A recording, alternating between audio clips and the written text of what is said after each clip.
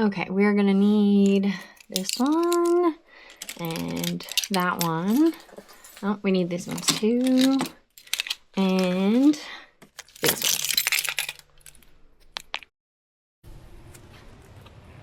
Hey there, welcome back to the channel. Now we are experiencing some road construction for the next month while they replace our sewers here in my neighborhood, which means that we have to move all of the kids. So I am going to introduce you to all of the kids and all their weird idiosyncrasies just to get us moved and then move over the next couple of days. What am I kidding? Over the next 30 days, we're gonna have to move them over and over again, but I'm only gonna take you along this time and I hope you enjoy. Now we're gonna start with the beast. It has been raining here for once in San Diego, which means I have to take off this lovely tarp, and then we're gonna get her going.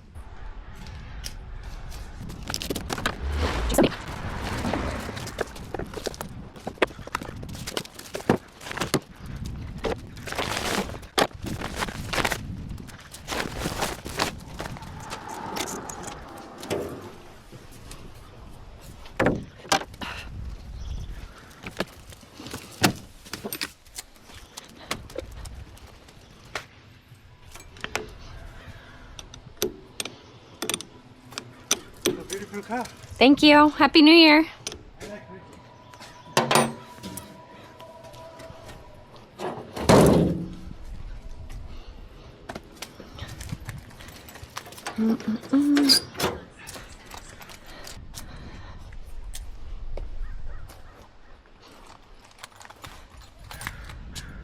This is my 1999 4Runner. I've always wanted one of these things, and I bought it in the height of the pandemic. Now, I have done a lot of work to this thing, and unfortunately, it still has a warped block. So that half of the engine is at the machine shop, and then I'm going to trade out this engine for a fully rebuilt engine, and that's why it's for sale.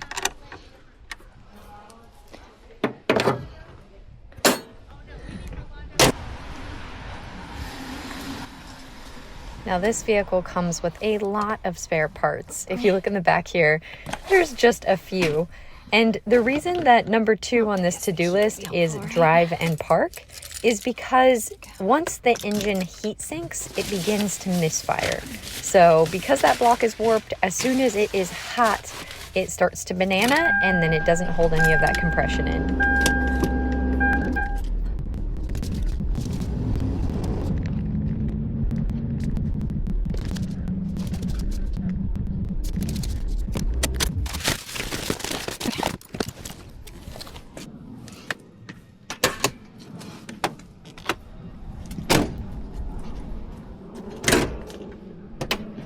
Now, I do have to remove the negative battery terminal on this vehicle every single time because there is a bit of parasitic draw and we don't want the battery to die.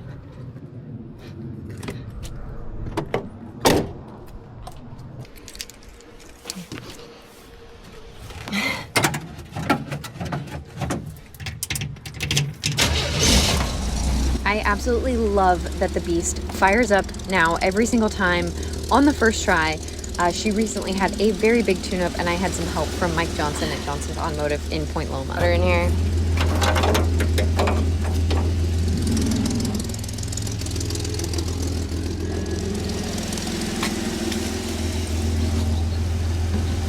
Now the plan was to just take this down the street, turn it around, and park it in front of my neighbor's house, who doesn't mind. However, that is not what happened.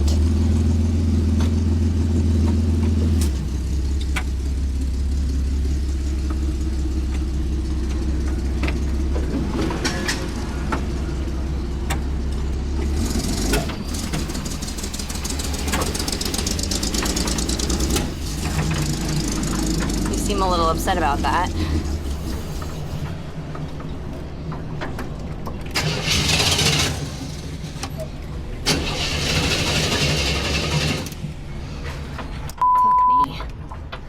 This is the moment where I realize I'm probably out of gas because I only have a 6-gallon gas tank.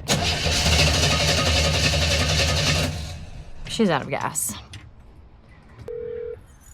Hello? Hey, do we have any gas in any of our gas cans? I don't think so. Okay. Why? I just ran out of gas, but I'm on the corner. I I can go grab the 1 gallon one out of the shed and go get fuel for you if you want. I mean, I'm not sure if this is a good spot to leave the car. So yeah, if you could help out, that'd be great. I'm like in a really bad spot. Do you want me to come help push? It's on a hill. I don't think pushing's an option. In the back? Thank you. Now, the reason I thought I was out of gas is because I actually drove her from Point Loma all the way to La Mesa and did not fill up. So I thought it was a simple out of gas run. Freaking California with your weird gas things. I don't know how to operate this.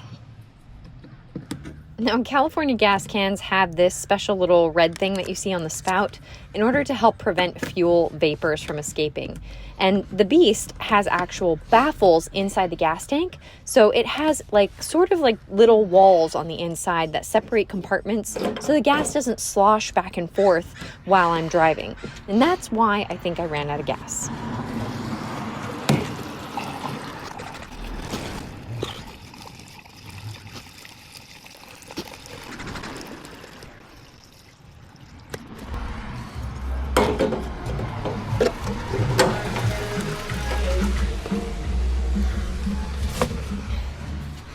Okay, let's try this again.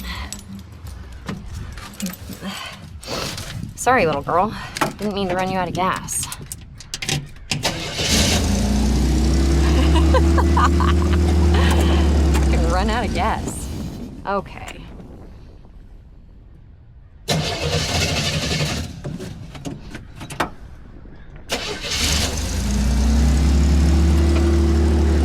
It was at this moment that I realized it probably wasn't the fueling issue.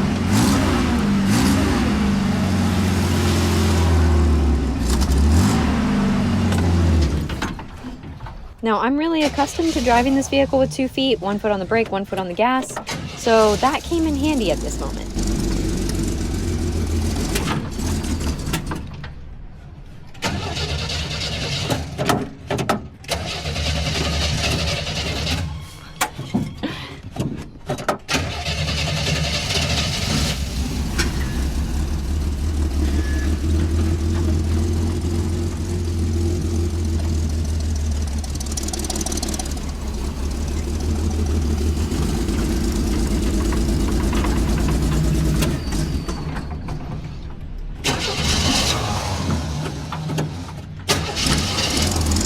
So why is this working? It turns out that if you put enough gas in, even with a massive vacuum leak, the gas mixes with the air so that you actually get the correct amount, and then I can drive. Now, of course, it did die again, and it turns out that manually turning 33-inch tires is very hard. Fuck me. Why? Okay.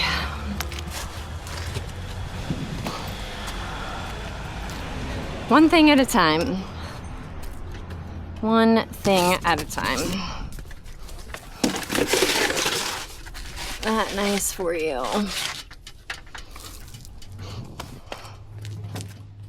That nice.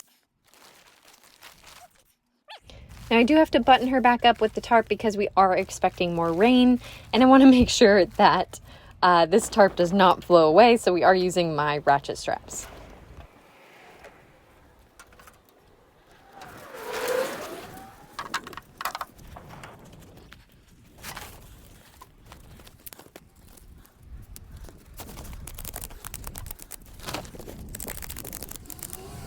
I often don't drive the Jeep for days at a time, so I usually disconnect the battery. This battery is like 7 years old and going strong, so this works really well. Alrighty, those were the 2 hardest ones. And that one doesn't have a battery. That one moves on its own accord, so more to go. Now all my tools live in this car, so before we move this one, we are going to do a little bit of work on this car so I don't have to tote my tools back and forth. I was missing a couple gaskets that I just picked up so that I can finish putting the cooling lines back in. That other one goes to the vehicle speed sensor. down there. And then once this is in, then I can put the distributor in and hopefully get this baby started in the next week when it stops raining. I'm really trying. Like, I have so many projects and I'm so attached to making sure that these vehicles get another life that might have one too many projects. So at least this time around we're actually finishing some stuff.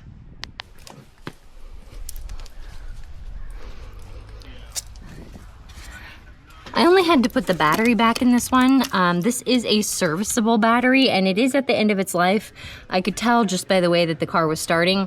So I put a little bit of water in here and I charged the thing up. We'll see if it lasts us a little longer.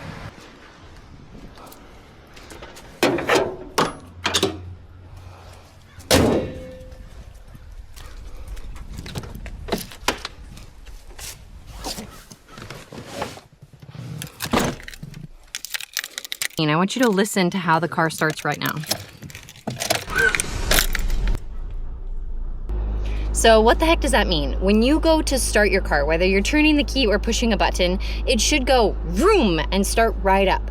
Now, if your car goes vroom and then starts, it probably means that your battery is dying. Now, your 12-volt battery only lasts about 3 to 5 years, so it's a good time to check on it. And if you have a serviceable battery, maybe it needs a little extra distilled water. Now, there is sulfuric acid in there, so if you don't feel comfortable with that, make sure you leave that to a trained professional.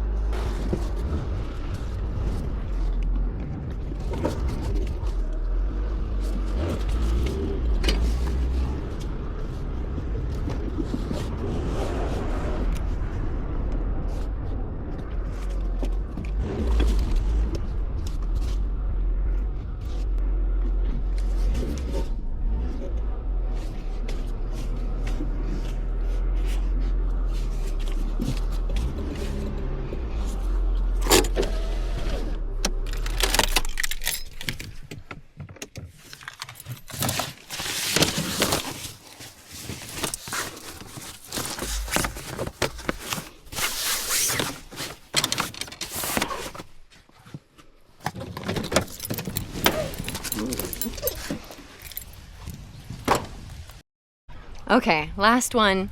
And this one actually starts up pretty much every time I want it to. Right now, this is the daily.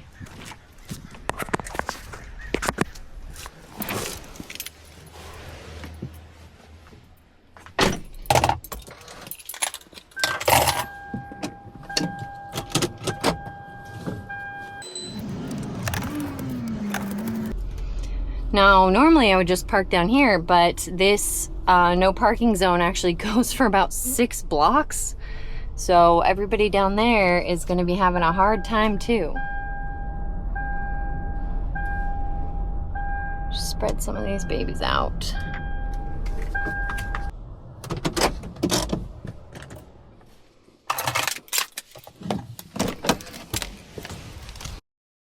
And we're done. We ended up spreading the kids out all over literally 2 blocks instead of in front of my house.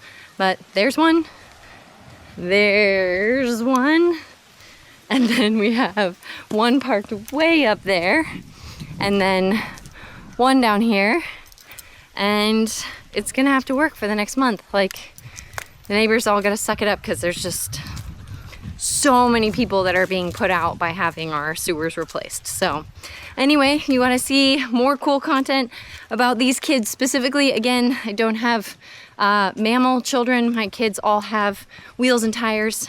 So if you want to see more, stay tuned and let me know in the comments what your favorite car is and why, because I'm obviously very emotional attached to these babies. So let me know what your favorite car is and why, and we'll see you next time.